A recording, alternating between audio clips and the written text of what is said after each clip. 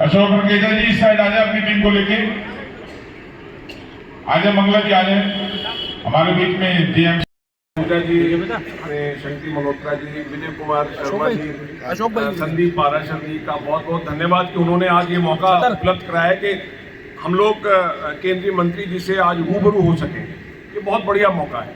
मेरे साथ में मेरे छोटे भाई रोहित अरोड़ा जी हैं, एडवोकेट हैं, काफ़ी लोग हैं जो बोलना चाहते हैं। भाइयों, सज्जनों, देवियों, देखिए भारत बदल रहा है। जैसे कि हमारे भाई इन्होंने बताया कि let us talk about the, हम बड़ी बड़ी बातों को, सुभाष ओझा जी ने बोला कि बड़ी बड़ी बातों को बोले। देखिए भारत बदल रहा है। एक बात जो हम भूल जाते हैं वो ये है, भूल जाते हैं कभी हमारे वो पिछले माइंड में पीछे चली जाती है कि किस तरीके से हमारी बहनों को 33% रिजर्वेशन का अप्रूवल लोकसभा में, राज्यसभा में हो गया। बहुत बड़ा चेंज हो रहा है। मेरे साथ में रोहित अरोड़ा जी भी हैं। हम लोग एयरफोर्स में थे। जब हम लोग एयरफोर्स में थे, हम कभी सोच भी नहीं सकते थे कि जो गर्ल्स हैं, लेडीज हैं, महिलाएं हैं, उनकी भागीदारी सेनाओं में भी होगी। जब ये शुरू हुआ था तब प्रपोजल जो था वो संघ की तरफ से गया था कि हमारे जो लोग हैं, जो महिलाएं हैं, उनकी भी भागीदारी होनी चाहिए। वो धीरे धीरे बढ़ा और सबसे महत्वपूर्ण बात यह है कि ना सिर्फ वो बढ़ा बल्कि जो महिलाएं हैं वो लीडरशिप रोल में आ गई।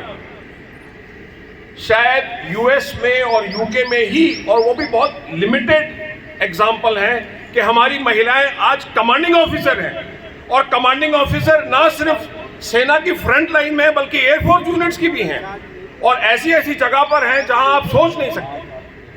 तो ये एक बहुत बड़ा बदलाव हो रहा है। और जिस तरीके से हमने देखा कि माननीय मोदी जी ने, भारतीय जनता पार्टी ने महिलाओं को आगे किया है, हर क्षेत्र में आगे कर दिया उन्होंने, हर क्षेत्र में भागीदारी बढ़ रही है। तो मेरा हमारी महिलाओं से, बहनों से ये आग्रह है कि जब आप बटन दबाने जाएं तो ये जरूर सोचें कि आपकी भागीदारी सिर्फ 50% तक ही नहीं, आपकी भागीदारी सिर्फ 50% तक ही नहीं, उससे भी ऊपर होनी चाहिए। अगर जो मेल्स हैं वो आज तक मोर देन 50% रहे हैं तो आपका भी जमाना आ रहा है। अब आप फरीदाबाद की बात देख लीजिए। जो हमारे पूर्व मुख्यमंत्री थे, उन्होंने यहाँ की रेणु भाटिया जी को वुमेन कमीशन का चेयरमैन बना दिया। अपनी प्रवीण जोशी जी हैं, वो भी चाइल्ड वेलफेयर कमीशन की चेयरमैन, पूरे हरियाणा में। तो देखिए, ना सिर्फ भारत में, ना सिर्फ हरियाणा में, बल्कि इवन फरीदाबाद में भी आप चेंज देख रहे हैं। तो जब आप घर जाएं सभा के बाद में, तो आप इसको ध्यान में रखें कि बटन जो है वो सिर्फ बीजेपी पर ही दबाना है। अदरवाइज जैसा हमारे भाई बता रहे थे, जो रफ्तार चल रही है वो धीमी पड़ने की आशंका है। आप 10 साल बनाम 65 और 64 इयर्स देख लीजिए, रफ्तार कितनी तेज है। और मोदी जी बार बार ये बात बोल चुके हैं कि अगला आने वाला समय बहुत ज्यादा तेजी से बदलेगा। वो बोल चुके हैं, ओपनली बोल चुके हैं। उन्होंने हर व्यक्ति के लाइफ को टच करने की कोशिश की। तो माननीय चौधरी कृष्णपाल गुर्जर जी, इनको दो बार इस बार का नारा हम लगा रहे हैं, अब की बार 10 लाख पार, अब की बार 10 लाख पार के प्रत्याशी नरेंद्र मोदी जी के सच्चे माननीय मंत्री श्री कृष्णपाल गुर्जर जी का एक बार बहुत बहुत स्वागत करता हूँ। लोकसभा क्षेत्र का सांसद बनाइए, अब की बार 400 पार।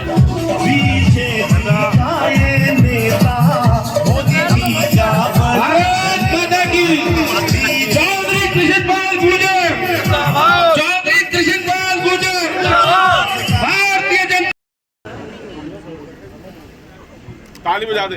देखिए थोड़ा सा सामने वाले भी देख सके।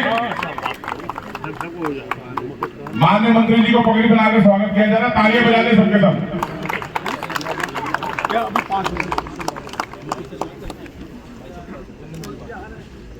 टंडन जी,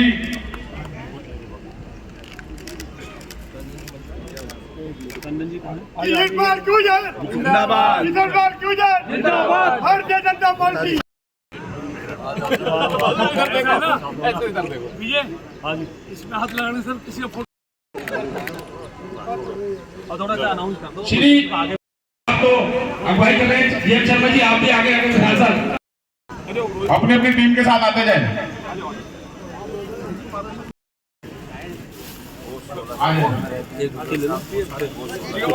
एक मिनट रुक जाओ। चलो लोकल साहब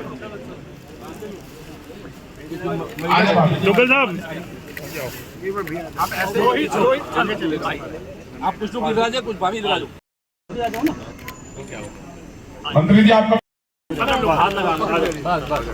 बिल्लू सरपंच जी, विजय शर्मा जी, मुकुट सीधा कर लो, टेढ़ा थोड़ा सा जी। मेरा निवेदन है प्लीज यहाँ से साइड में छोड़े प्लीज। भाई विजय जी द्वारा इस बहुत ही सुंदर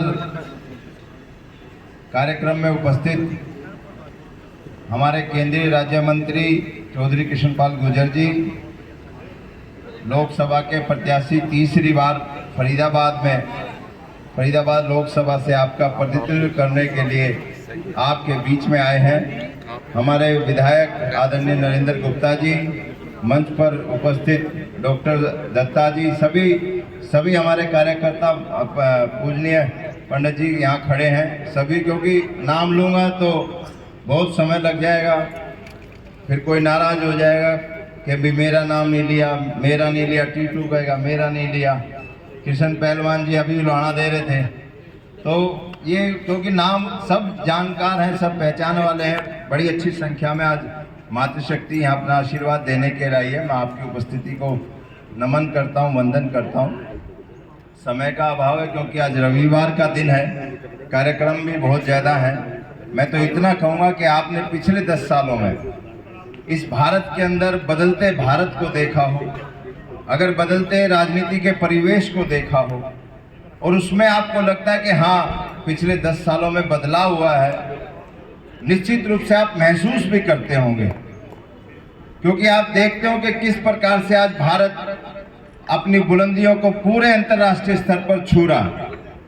पहले जब भी कभी हम दूसरे देशों से नजर मिलाकर बात नहीं करते थे, आज दूसरे देश हमारी तरफ नजर झुकाकर बात करते हैं। दूसरे देश के राष्ट्रीय अध्यक्ष आज मोदी जी से ऑटोग्राफ मांगते हैं और बड़े बड़े मंचों से देते हैं कि मोदी इज द बॉस। ये मोदी जी की तारीफ नहीं है, ये 140 करोड़ के जो हमारा देश है उसकी तारीफ है।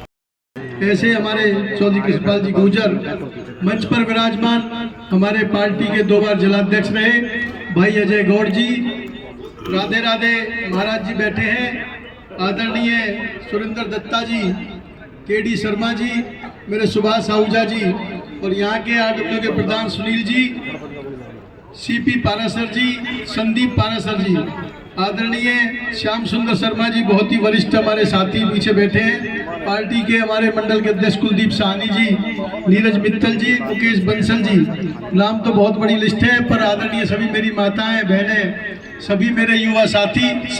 इस कार्यक्रम में हम सबके बीच उपस्थित हमारे फरीदाबाद के लोकप्रिय विधायक भाई नरेंद्र गुप्ता जी, हमारी पार्टी के वरिष्ठ नेता 2 बार जिलाध्यक्ष रहे, मुख्यमंत्री के राजनीतिक सलाहकार रहे भाई अजय गौड़ जी,